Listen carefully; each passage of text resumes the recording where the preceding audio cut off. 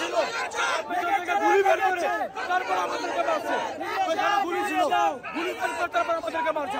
ভাই আপনাদেরকে একটা কথা বলতে চাই, একজন আনসার সে স্টুডেন্টদেরকে মারার জন্য সে আমরা করে ধরেছে এবং সে পড়ে গেছে। পড়ে দেওয়ার পর সে আহত হয়েছে, মাথা ফেটে গেছে। কোন আনসার সদস্য ওকে উদ্ধার করতে যায়নি। আমরা স্টুডেন্টদেরকে ওকে হাসপাতালে গিয়ে ভর্তি করে দিয়ে আসছি।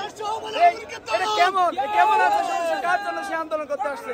সে আহত হয়েছে, আহত হওয়ার পর একজন আনসার সদস্য তার হেল্প করতে আসে নাই। তাকে আমরা স্টুডেন্টে গিয়ে হাসপাতালে ভর্তি করে দিয়ে আসছি। আমরা স্টুডেন্টরা স্টুডেন্ট এসে বলতেছি শুধু কেউ না, আপনারা